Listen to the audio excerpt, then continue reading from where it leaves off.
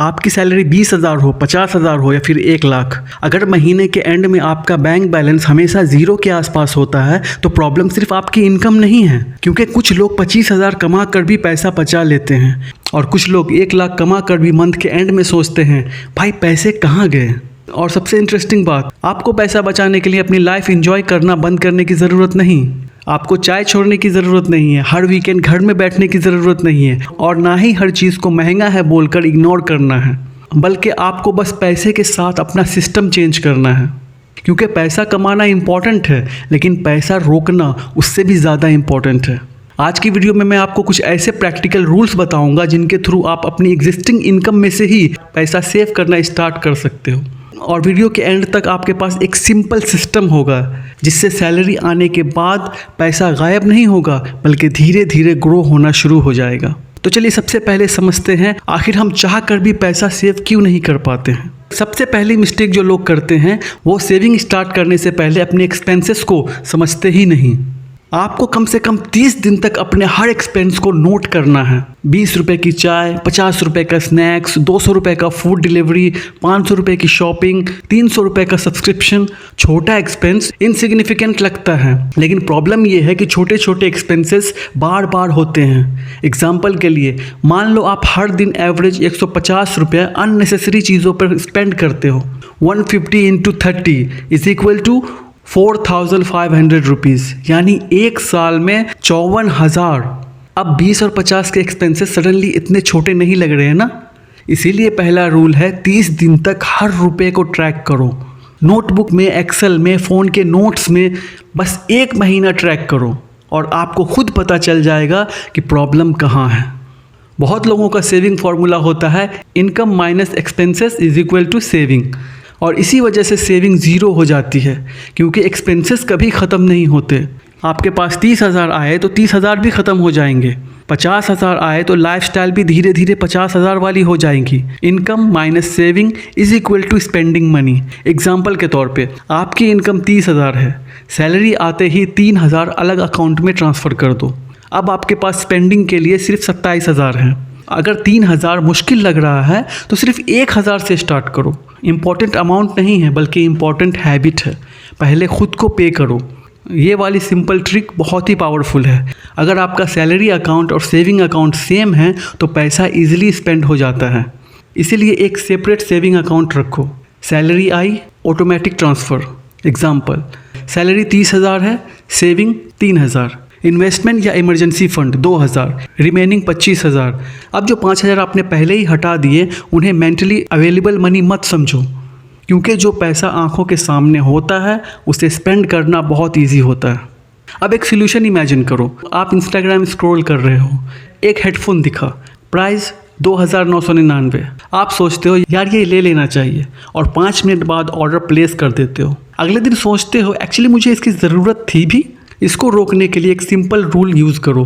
1000 से ज़्यादा की नॉन एसेंशियल परचेज़ के लिए 24 घंटे वेट करो। अगर 24 घंटे बाद भी तुम्हें जेन्युइनली ज़रूरत लगती है तब बाय करो। और एक्सपेंसिव परचेजेस के लिए 7 डे रूल भी रख सकते हो। इंटरेस्टिंग बात यह है कि डिज़ायर अर्जेंट होती है, नीड नहीं। आपको जो चीज़ सच में चाहिए होगी वो कल भी चाहिए होगी। ये सबसे डेंजरस साइकोलॉजिकल ट्रिक है।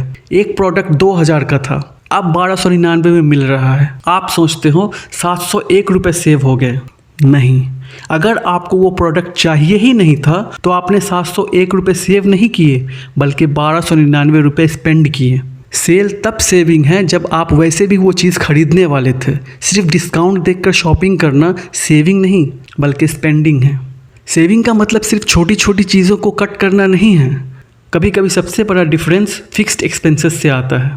मान लो रेंट 10,000 का है, इंटरनेट या मोबाइल बिल आपका 1,500 रुपये का है, सब्सक्रिप्शन 1,000 का है, ट्रांसपोर्ट 3,000 का, टोटल 15,500। अगर आप सब्सक्रिप्शन, अननेसेसरी प्लान्स या एक्सपेंसिव सर्विस को ऑप्टिमाइज़ करके 2,000 सेव कर लेते हो तो ये 2,000 हर मंथ सेव होंगे। एक साल में 24,000। इसीलिए अपने रिक्यूरिंग एक्सपेंसेस चेक करो। Netflix, Spotify, cloud storage, apps, membership जो यूज़ नहीं कर रहे हो कैंसिल करो। फूड पर स्मार्ट बनो, एक्सट्रीम नहीं। अब इसका मतलब ये नहीं कि रेस्टोरेंट जाना कम्प्लीटली बंद कर दो। प्रॉब्लम इन्जॉयमेंट में नहीं, अनप्लान्ड स्पेंडिंग में। एग्जाम्पल, हर वीकेंड फूड डिलीवरी 500 रुपये का है, महीने में 4 बार आपने कर लिया, 2000 हो गया। अगर आप इसे कम्प्लीटली बंद करने के बजाय 2000 को 1000 तक ले आओ तो अपने आप 1000 रुपये सेव हो जाएंगे। और सबसे इम्पॉर्टेंट, अपनी लाइफ मिजरेबल भी नहीं बनानी है। सेविंग का गोल ये नहीं कि आप हर चीज़ सेक्रीफाइस कर दो, बल्कि गोल है अननेसेसरी स्पेंडिंग कम करो, नेसेसरी इन्जॉयमेंट नहीं। कैश फ्लो का वीकली लिमिट बनाओ। ये मेथड स्पेशली यूज़फुल है। मान लो सैलरी के बाद एसेंशियल एक्सपेंसेस और सेविंग निकालने के बाद आपके पास 12,000 बचे। आप सोच सकते हो 12,000 पूरे मंथ के लिए हैं, लेकिन 12,000 एक साथ देखने पर स्पेंडिंग ईजी हो जाती है। इसके बजाय आप 12,000 को 4 टुकड़ों में डिवाइड करो, 3,000 पर वीक। अब आपका वीकली स्पेंडिंग है 3,000। अगर फर्स्ट वीक 3,000 खर्च हो गए तो नेक्स्ट वीक का बजट डिस्टर्ब नहीं होगा। ये सिंपल सिस्टम आपको मंथ के एंड में पैसा कहाँ गया वाली प्रॉब्लम से बचाता है। इमरजेंसी फंड बनाओ। सेविंग का एक इम्पॉर्टेंट पर्पस ये भी है कि अनएक्सपेक्टेड प्रॉब्लम के टाइम पैसा मांगने की ज़रूरत ना पड़े, जैसे कि मेडिकल एक्सपेंस हो, जॉब लॉस हो गई, फैमिली इमरजेंसी, फ़ोन या लैपटॉप की रिपेयर, कोई अनएक्सपेक्टेड सिचुएशन आ गई।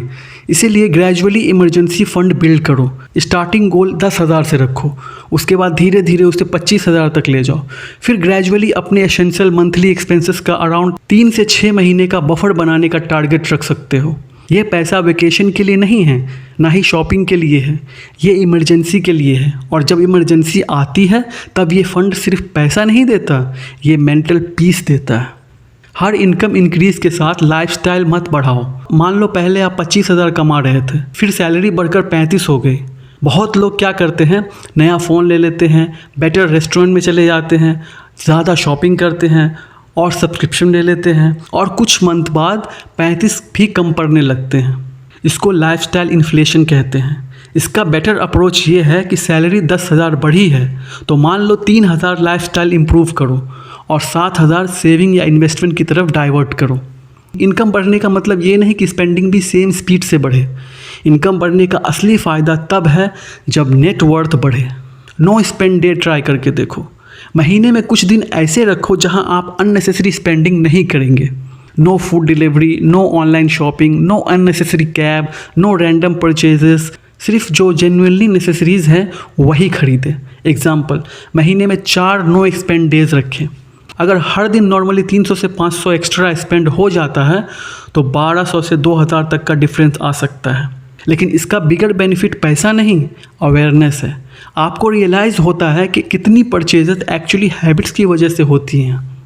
हर मंथ मनी को ऑडिट करो। महीने के लास्ट दिन 20 या 30 मिनट निकालो और ख़ुद से ये 5 क्वेश्चन पूछो।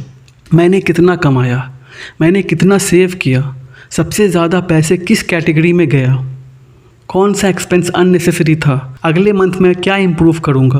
बस, आपको परफेक्ट बजट बनाने की ज़रूरत नहीं। हर मंथ सिर्फ 1% बेटर होने की कोशिश करो। एक सिंपल सिस्टम याद रखो। अगर आपको पूरी वीडियो में से सिर्फ 5 चीज़ें याद रखनी हो तो ये रखो। नंबर 1, हर एक्सपेंस को ट्रैक करो। नंबर 2, सैलरी आते ही सेविंग करो। नंबर 3, अननेसेसरी परचेजेस के लिए 24 घंटे का वेट करो। नंबर 4, इमरजेंसी फंड बिल्ड करो। नंबर 5, इनकम बढ़ने पर लाइफस्टाइल को कंट्रोल में रखो। और सबसे इम्पॉर्टेंट, सेविंग का मतलब कंजूस बनना नहीं, बल्कि आपको लाइफ एंजॉय करनी है, अच्छा खाना है, ट्रैवल करना है, अपने फैमिली पर स्पेंड करना है। लेकिन डिफरेंस ये है कि आप पैसा खर्च कर रहे हो या पैसा आपको कंट्रोल कर रहा है। अगर आप 30,000 कमाते हो और 30,000 खर्च कर देते हो तो 30,000 कमाने के बाद भी फाइनेंशियली आप वीक हो। लेकिन अगर आप 30,000 में से 3,000 भी कंसिस्टेंटली सेव करते हो तो आप एक हैबिट बिल्ड कर रहे हो, और वही हैबिट फ्यूचर में आपको पावरफुल बनाएंगी। क्योंकि फाइनेंशियल फ्रीडम एक दिन में नहीं बनती, वो छोटे छोटे डिसीजन से बनती है। हर सैलरी, हर परचेज़, हर नहीं मुझे उसकी ज़रूरत नहीं है, और हर बार जब आप फ्यूचर को अपने प्रेजेंट की अननेसेसरी डिज़ायर से ऊपर रखते हो तो आज से एक सिंपल चैलेंज लो। अगले 30 दिन तक हर रुपीज़ ट्रैक करो। सैलरी आते ही कम से कम 10% अलग कर दो। 30 दिन के बाद आपका बैंक बैलेंस देखो। हो सकता है अमाउंट बहुत बड़ा ना हो, लेकिन आपको एक चीज़ ज़रूर फील होगी, अब मेरे पैसे मेरे कंट्रोल में हैं। और फाइनेंशियल जर्नी की शुरुआत इसी फीलिंग से होती है।